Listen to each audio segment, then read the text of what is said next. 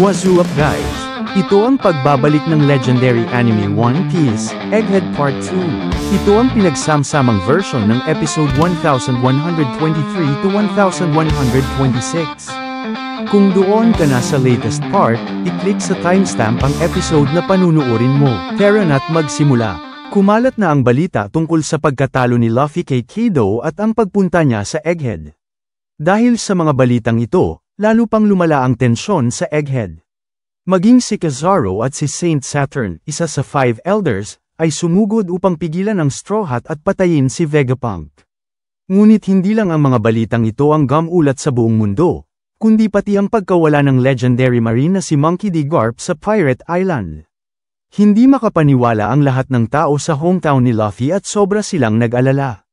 Pero sinabi ng mayor na huwag mag-alala, dahil isa siyang alamat, isang legend, si Garp, at siguradong ayos lang siya. Pero natigil sila nang umiyak ang anak ni Makino. Sinabi niyang namimiss lang ng anak niya si Luffy at nag-alala rin ito kay Garp, kaya siya umiiyak. Samantala, si Dada naman ay sobrang nag-alala kay Garp at Luffy, dahil sila na naman ang laman ng balita. Biglang nagpanik ang lahat nang biglang nagalit ang dagat at nagkaroon ng napakalakas na lindol. At hindi lang ito sa Log Town, maski sa East Blue, West Blue, at North Blue, kahit saang parte ng mundo ay nakaramdam ng matinding tsunami at paglindol. Ang pangyayaring ito ay first time in history na halos buong mundo ay nakaranas ng matinding pinsala. Dahil dito, lumipat tayo sa Grand Line. Maging si Labon ay ramdam ang pagyanig, hanggang sa Marineford, at pati sa Wano ay naranasan din ito. Bumalik tayo 6 na araw ang nakalipas, bago mangyari ang lahat ng ito. Nagmula ang mga trahedya dahil sa pagkabura ni Imo sa Lulusia, na nagdulot ng matinding disruption sa mundo. Dahil sa higanteng butas na ginawa ni Imo, nagkaroon ng matinding lindol at ang kinahinatnan nito ay pag-angat ng tubig dagat ng 1 metro. Dahil dito, daan-daang isla ang lumubog at milyong tao ang nawalan ng tirahan at binawian ng buhay. Pero lumipat tayo sa Egghead, kung saan nakapaikot ang 100 massive battleships, mas higit pa sa Buster Call. Isa itong nation-level fleet. Sa loob ng mga ship na ito ay may 30,000 marine soldiers, at namumuno sa kanila ay 9 na malalakas na vice admirals, kasama si Admiral Kizaru. Maya-maya, inatake sila ng isa sa mga Sea King weapon ni Vegapunk, ngunit walang kahirap-hirap itong pinabagsak ni Kizaru. Kaya napasigaw sa kanya si Sentomaru at sinabing, "Hoy, sinabi kong huwag mong atakihin ang mga sea beast ni Vegapunk."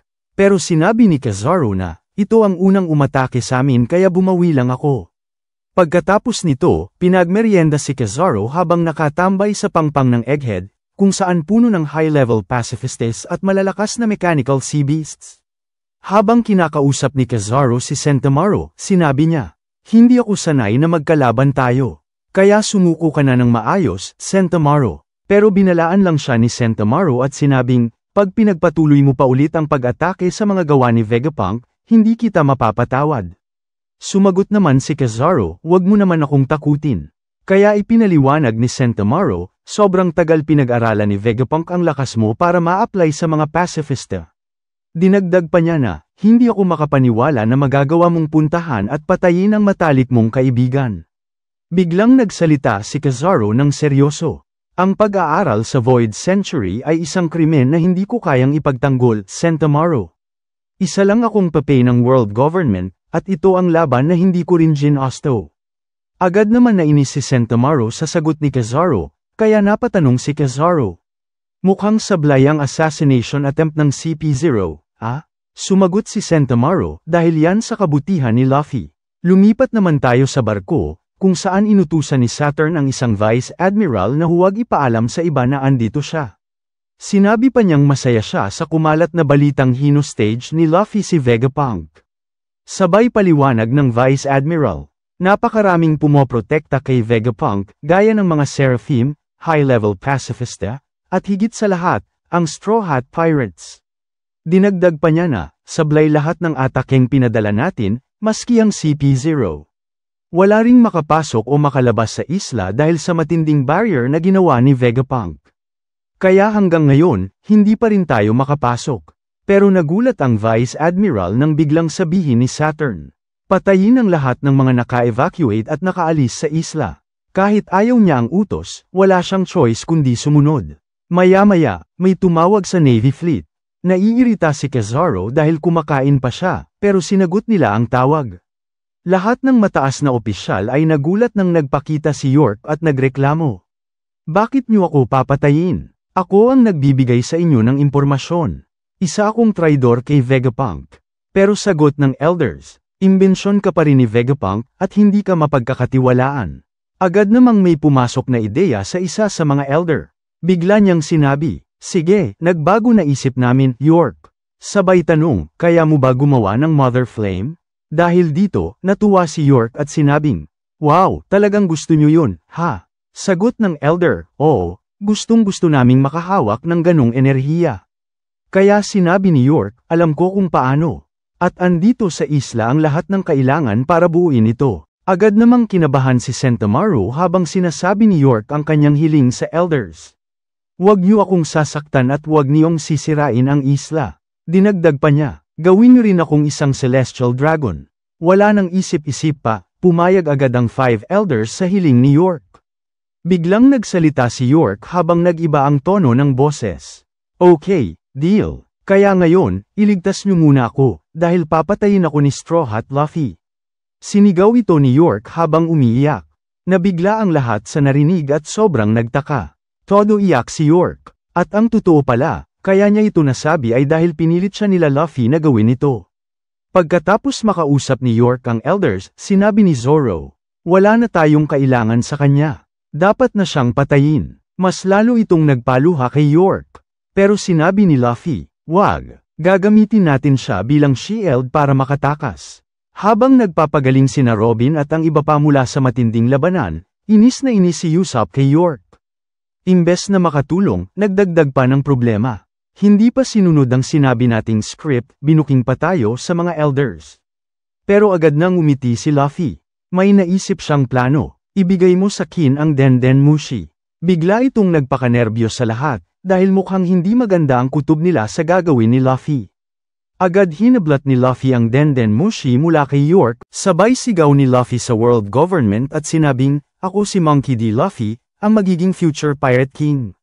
Asamin si Dr. Vegapunk. At kung gusto niyo ang buhay ni York, alisin niyo ang mga battleship at bigyan kami ng daan. Habang rinig ang sigaw ni York na umiiyak, ano ang ginagawa niyo, 5 elders? Iligtas niyo na ako, papatayin ako ni Straw Hat. Gulat na gulat ang lahat, maski si Morgans at Prinsesa Vivi. Napasabi pa si Morgans, tanga ba siya? Talagang binabantaan niya ang 5 elders. At si Vivi naman ay sobrang nag-aalala para sa mga kaibigan niya. Maya-maya, nagsalita ang isa sa 5 elders at sinabing, oh, ikaw pala si Straw Hat Luffy. Sumagot Saban. Samantala, si Saturn ay nag-utos sa Vice Admiral tungkol sa 3 prioridad nila. Una, ang buhay ni York. Pangalawa, ang Punk Record. At pangatlo, ang mga makina upang gumawa ng Mother Flame.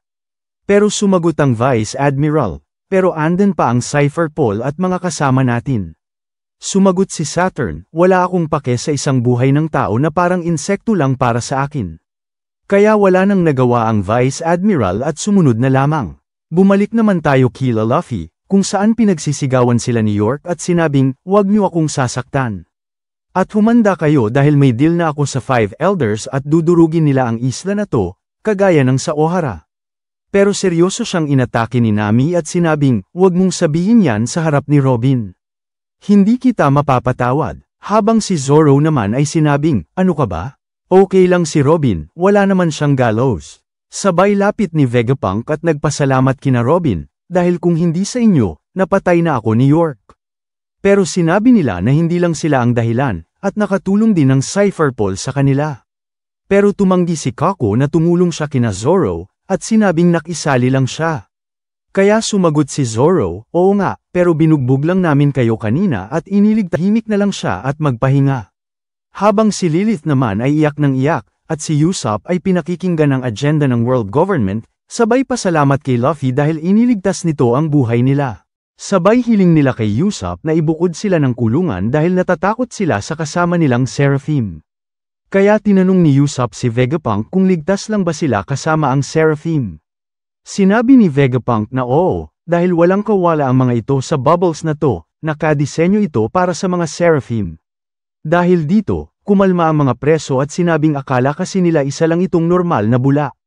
Bigla namang nagpasalamat si Frankie sa clone ni Boa dahil niligtas sila nito kanina sa pagtanggal ng petrification sa kanila. Nagtaka naman si Vegapunk dahil hindi naman niya prinogram ng ganun ang clone na ito. Agad naman itong nahiya at naalala si Luffy, kinulit pala siya ni Luffy na tanggalin ang petrification kina Frankie. At dahil sobrang na-inlove siya kay Luffy, napapayag na lang ang clone ni Boa. Pinaliwanag ni Jinbei na maski ang original na Boa Hancock ay may soft spot para kay Luffy, at ganun din ang Seraphim na ito. Kaya naman may bagong kaalaman na nadagdag kay Vegapunk, at sinabing pati impormasyon ng taong kino-clone niya ay maaaring mapasama sa clone. Sobrang bumilib siya sa natuklasan.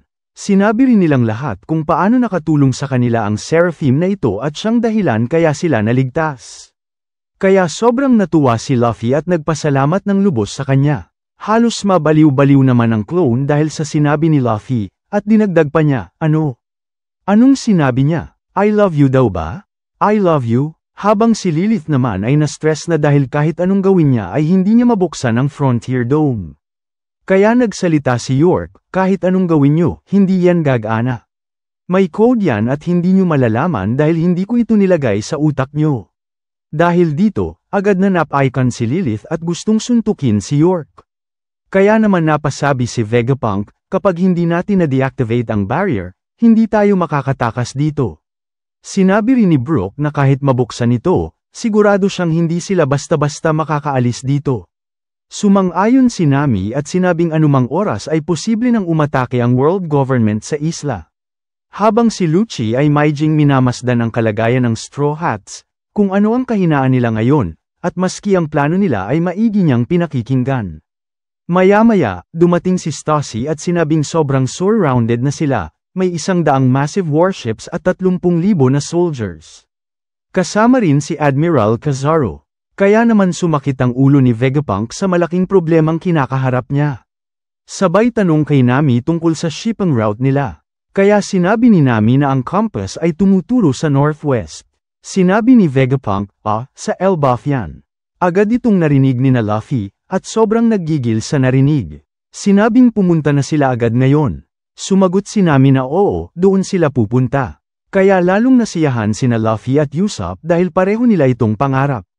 Hindi nagtagal, nagplano na si Vegapunk at sinabing nasa taas ng Labu Face ang ship nila, kaya ligtas ito sa kalaban. At dahil nakapaikot ang kalaban, kailangan nilang dumaan sa itaas.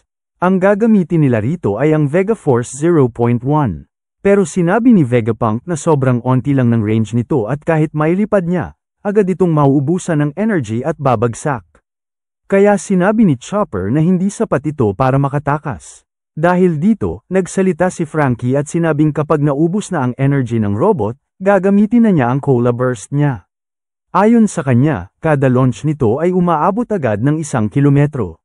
Sobrang bilib ni Vegapunk dahil hindi niya inakalang ganun kalayo ang kaya ng imbensyon ni Frankie. Lalo pa siyang nabigla nang sabihin ni Frankie na gawa ito sa Coca-Cola. Sobrang na-excite si Vegapunk at agad siyang sumang-ayon sa plano ni Frankie. Maya-maya, inutusan niya si Lilith na paandarin na ang Vega Force para dalhin ang ship ni na Luffy sa likod ng isla. Pero sinabi ng isang satellite ni Vegapunk na para gumana ang plano nila, kailangan munang ma-deactivate ang barrier. Tinawanan lang sila ni York at sinabing hindi nila yun matatanggal dahil hindi niya sasabihin ang code. Agad namang nag-init ang mga satellite at si Vegapunk, sabay sigaw nilang, "Wag mo kaming maliitin."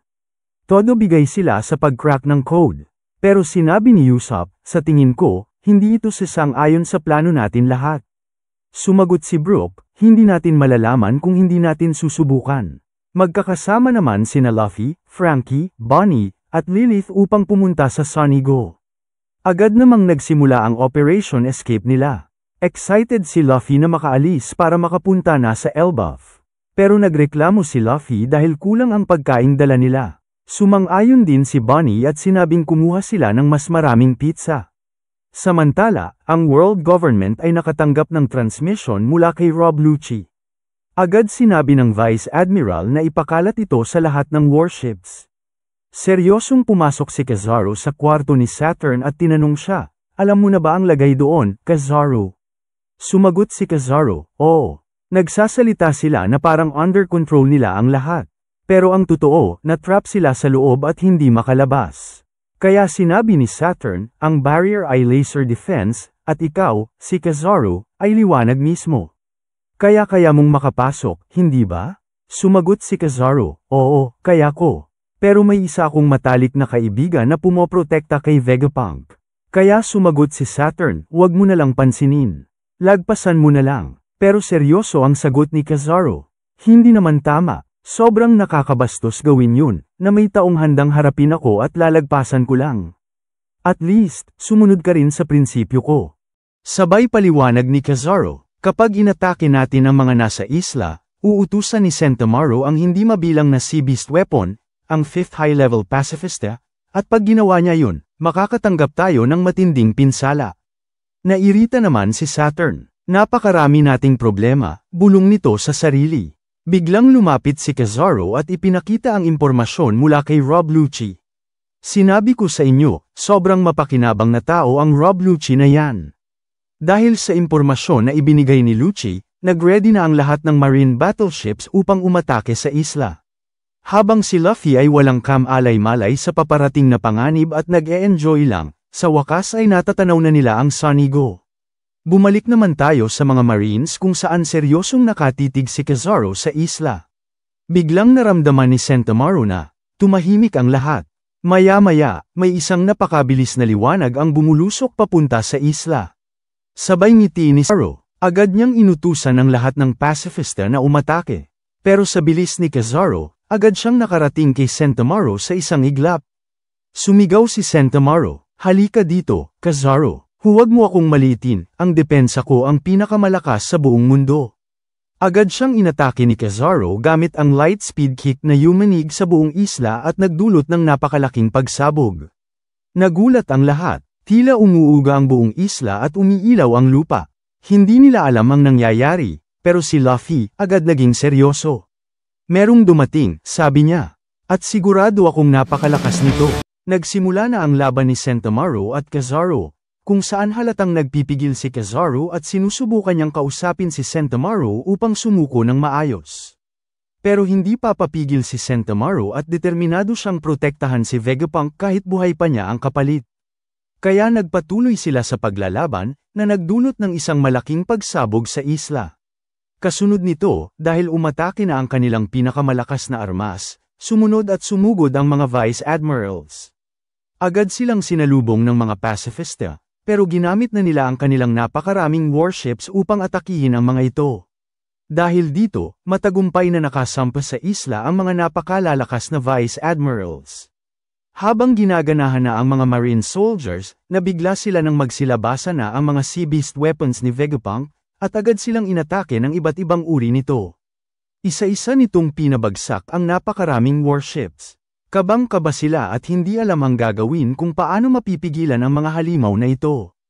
Pero may isang Vice Admiral na dumating, at sa isang napakalakas na suntok, pinabagsak niya ito sa isang atake lang. Sa isla naman, isa-isang pinabagsak ng mga Vice Admiral ang mga high-level pacifista ng walang kahirap-hirap. Habang nangyayari ito, kinakabahan si Usopp habang pinanunood ang paglusob ng world government sa isla. Pero sinabi ni Vegapunk na huwag mag-alala. Dahil hanggat buhay si Sentomaru, matindi ang depensa ng isla nila, dahil kaya niyang utusan ang mga pacifista at mga seraphim. Pero sinabi ni Usopp na may halong kaba. Paano kung itumba nila si Sentomaru? Hindi ba yun ang plano nilang gawin? Bago pa man makasagot si Vegapunk, agad silang natakot lahat dahil nakita nila si Kizaru, nakapasok na agad ito sa isla. Nagsalita naman si York, "Wala na, tapos na kayo, andito na si Admiral Kizaru." Pero agad siyang tinutulan ni Zoro gamit ang espada niya, sabay sabing, "Manahimik ka, huwag mo kaming maliitin." Pero hindi may kakaila ng Straw Hats na may trauma pa rin sila dahil sa ginawa sa kanila noon ni Kizaru, na hindi nila makakalimutan. Sinabi rin ni Chopper na wala silang laban noon kay Kizaru at tinalo lang silang lahat ng walang kahirap-hirap, na siyang nagdulot ng pagkakawatak-watak nila dati. Nang malaman ni Vegapunk na naglalaban sina Kizaru at Sentomaru, Hindi na siya mapakali at hindi na makafocus. Sabay sabi niya sa sarili, hindi ako makapaniwala na darating sa puntong kailangan mong kalabanin si Kizaru. Patawad, Sentomaru. Masyadong masakit para sa iyo ang laban na yan. Hindi kita masisisi kung tatakbo ka at tatakas. Pero pinilit siyang mag-focus ng mga satellite niya at huwag magpalamon sa emosyon. Kaya naman pinilit ni Vegapunk na magpakatatag kahit sobrang nasasaktan na ang damdamin niya sa nangyayari. Habang na-overwhelm na si Sentomaru sa lakas ni Admiral Kizaru, kahit alam niyang hindi siya nito sineseryoso, pagkasipa ni Kizaru kay Sentomaru ng napakalakas, agad niya itong inatake gamit ang kanyang light fruit. Sabay takbo si Sentomaru, may mabigat na dibdib habang sinasabi, "Sorry, tanda, may pangako ako kay Straw Hat Luffy." Kaya nagsalita si Kizaru, "Kay Straw Hat Luffy, kailan ka pa natutong makipagkaibigan sa isang pirata?" Todo takbo si Sentomaru upang takasan ang atake ni Kizaru. Hinawakan niya ang kanyang armas at sabay sigaw, na may mabigat na damdamin. "Kahit sinong kakampi, okay lang sakin, basta protektahan si Vegapunk." Umatake agad si Sentomaru ng napakalakas, pasugad kay Kizaru. Sa tindi ng atake niya, sa wakas nakatama siya kay Kizaru at nahati ang katawan nito.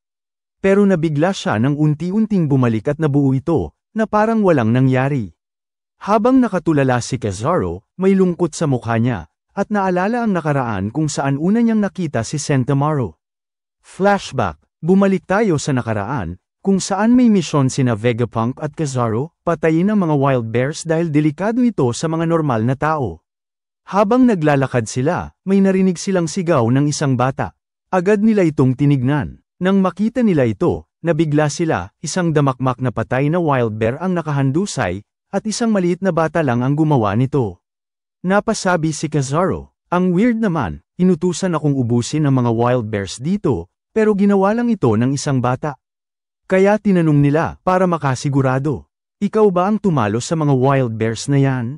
Sumagot si Sentomaru, "Oo, tinalo ko sila gamit ang sumo." Nabilib si Vegapunk at sinabing, "Ang lakas mo, bata. Saan ka nakatira?" Sumagot si Sentomaru, "Wala akong tirahan. Ayoko sa village dahil mahihina sila." Pero hindi naniwala si Kizaru at sinabing, "Sigurado akong kick out ka lang." Kinabahan si Sentomaru at iniwas ang usapan. "Malakas ako at hindi nagugutom, pero gusto ko ng trabaho, gusto ko ng pera." Kaya tinanong siya ni Vegapunk, "May gusto ka sigurong bilhin, bata?" Sumagot agad si Sentomaru, malakas ang boses, "Gusto ko ng rice bowl." Sabay kalam ng sikmura niya sa sobrang gutom, na sobrang nagpatawa kay Kizaru at sa kanilang lahat. Pagkatapos nito, agad siyang inalok ni Vegapunk na maging kanyang bodyguard. Walang isip-isip, agad pumayag si Sentomaru dahil matagal na niyang gustong magkaroon ng trabaho. Simula noon, palagi na siyang kasama ni Kizaru at Vegapunk. Palagi niya itong tinatawag na tanda o Lolo Kizaru. Kay Kizaru din nagpatur si Sentomaru upang mas lumakas pa at maprotektahan si Vegapunk. Habang iniisip niya ito, sinabi ni Kizaru na napaka-cute ni Sentomaru nung bata pa, at ginawa niya ang lahat para maturuan ito at mapalaki ng maayos. Siya ang tumayong ama ni Sentomaru noon kaya sobrang bigat ng loob ni Kizaru nang ma-realize niyang hindi na madadaan sa usapan ang laban na ito, at kailangan niyang itumba ang dating batang tinuring niyang anak, para lang sundin ang utos ng gobyerno. Pero hindi na sumagot si Sentomaru. Agad siyang umatake kay Kizaru, at solid na tumama ito. Ngunit kinabahan siya ng todo nang maramdaman niya ang sulyap sa totoong lakas ni Kizaru. Sabay sinabi nito sa kanya, "Hindi ba sinabi mo na ang depensa mo ang pinakamalakas?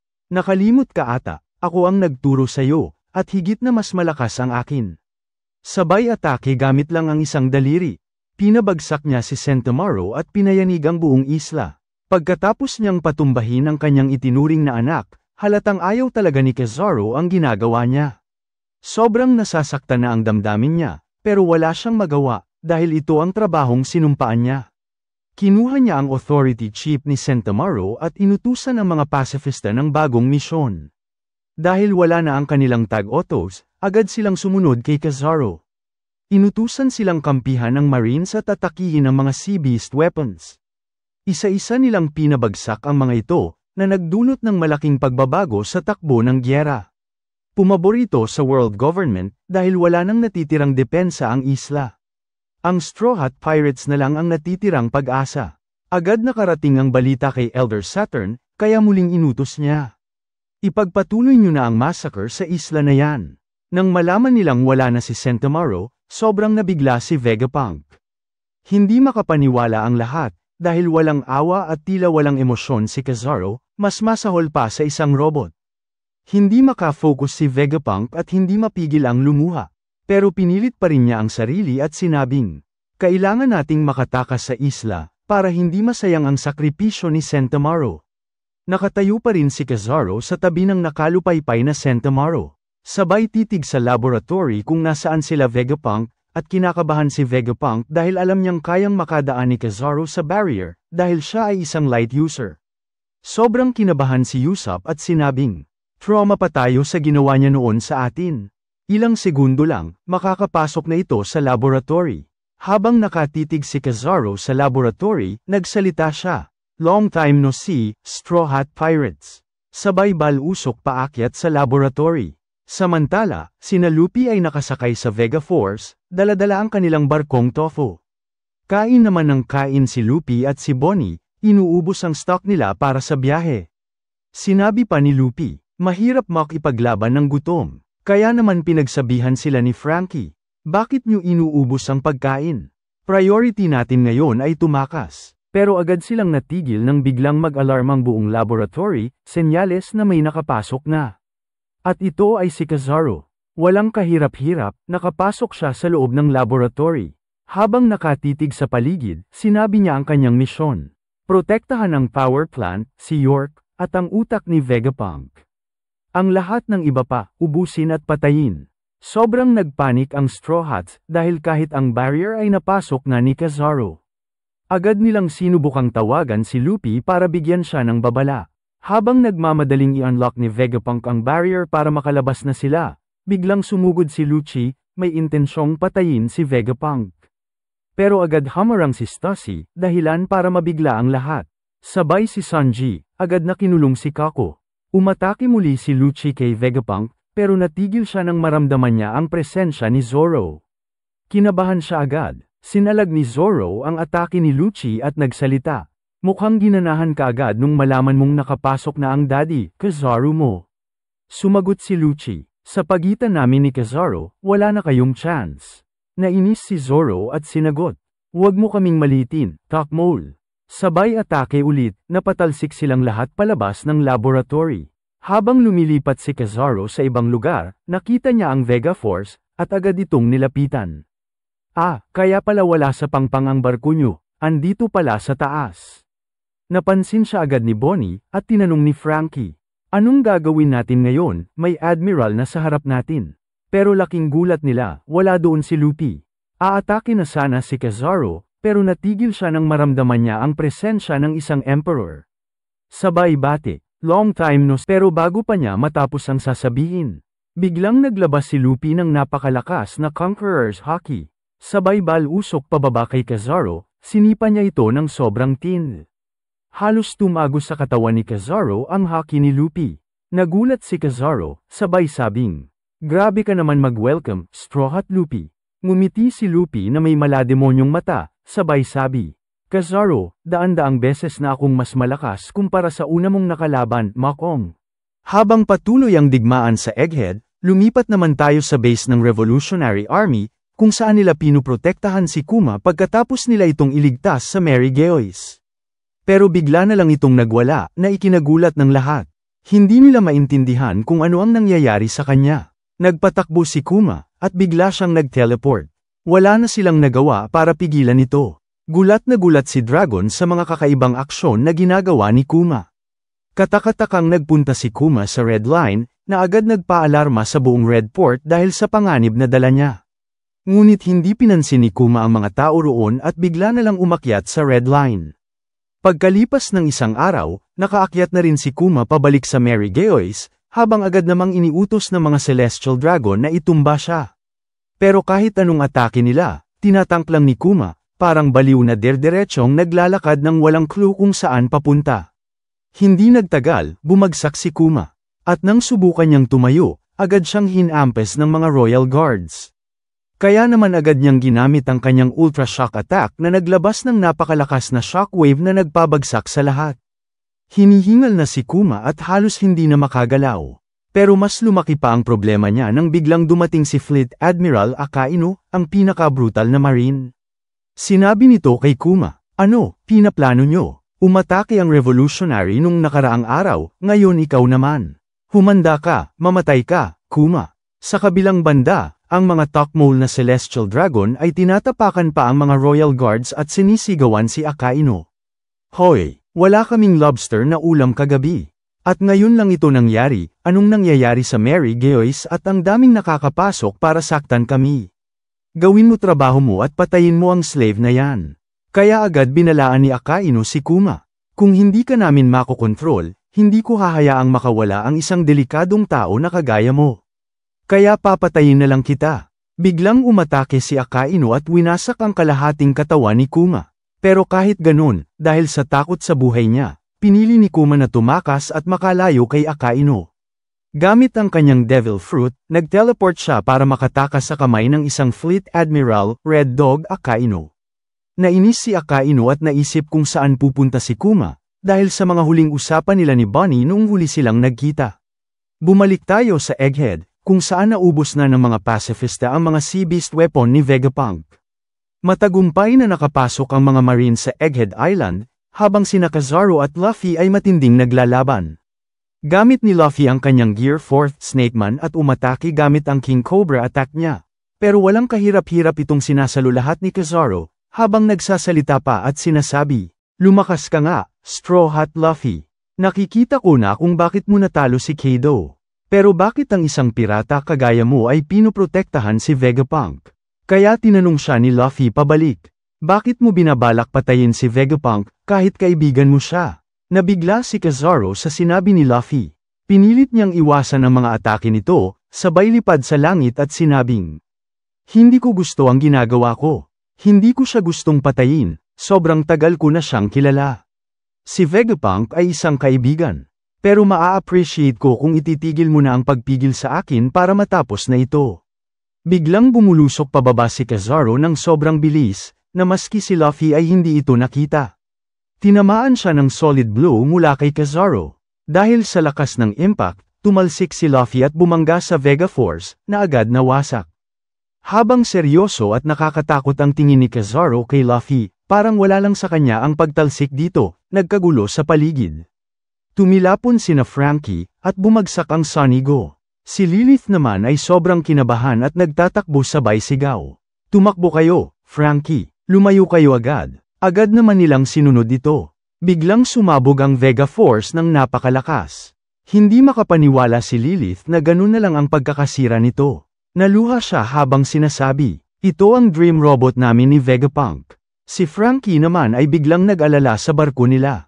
Pero natigil siya nang makita nilang nasa likod na nila si Kizaru. Sinabi ni Kizaru, "Mukhang napakalaki ng pinagbago mo, Bonnie. Lumaki ka na. Ang bilis talaga lumaki ng mga bata sa panahong to, ah. At hindi ka pa ba masaya na may utos na ang gobyerno na patayin ang taong kinamumuhian mo?" Pero biglang sumagot si Bonnie, "Manahimik ka, hindi na siya ang target ko." Sabay atake kay Kizaru, pero para lang itong slow motion sa kanya. Walang kahirap-hirap niyang naiwasan ito at sinipa si Bonnie ng napakalakas, na nagpatalisik sa kanya papunta sa barrier, isang napakadelikadong lugar.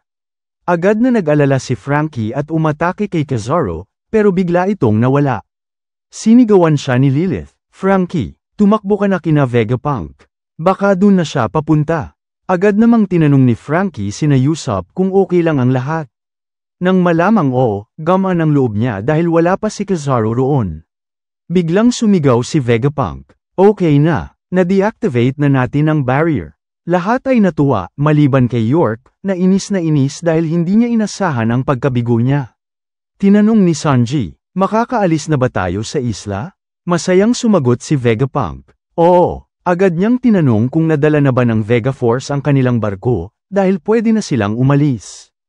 Pero biglang sumigaw si Frankie, "Hindi, sablay ang plano. Umalis na agad kayo dyan." Nagulat silang lahat nang bigla na lang lumitaw sa harap ni Vegapunk si Kizaru at sinabing, Sorry, pero sablay na ang plano ni Ong pagtakas. Takot na takot silang lahat at hindi makagalaw. Nagtataka si Nami kung nasaan na si Luffy, habang si Usopp ay tila tinanggap na ito na ang huling araw niya. Sabay tanong ni Vegapunk, ikaw ba ang may gawa ng malaking pagsabog kanina, Kizaru? Sumagot si Kizaru, oo, at mukhang yung dream robot mo ang naging dahilan ng pagsabog na yun. Nabigla si Vegapunk, pangarap nilang robot yun, at winasak lang ni Kizaru. Sabay sabi ni Kizaru, gusto kong maintindihan mo, sobrang hirap na rin to para sa kin. Palapit na siyang patayin si Vegapunk nang biglang may sumabog. May tumalsik mula sa barrier, si Luffy. Pawis na pawis, sunog-sunog, pero humahadjijak habang sumisigaw. Sa wakas, nakabalik na ko. Nilabas na niya ang tunay na kapangyarihan, ang Gear 5, Sun God Nika. Narinig ni Kizaru ang tawa ni Luffy, malakas at parang bata lang na naglalaro. Bigla siyang hinawakan ni Luffy, parang laruan lang. Naglabasan ang mata ni na Usopp at ng mga kasama sa gulat sa giant form ni Luffy. Habang tumatawa si Luffy, bahagyang natakot si Kizaru. So, yan pala ang strongest form mo, ang Sun God. Halata sa mukha ni Kizaru ang kaba. Wala na ang dati niyang kalmadong anyo. At dahil sa pag-activate ni Luffy ng Gear 5, biglang umilo ang mata ng ancient giant robot. Sheesh! Grabe! Pa-intense na ng pa-intense ang Egghead arc. Pasimula na ng matinding bakbakan. Kaya mag-subscribe ka na para masubaybayan mo ang susunod na parts. At huwag kalimutang mag-like, share, at subscribe para sa marami pang high-quality anime recaps kagaya nito. Kita-kits sa susunod, mga ka-recap.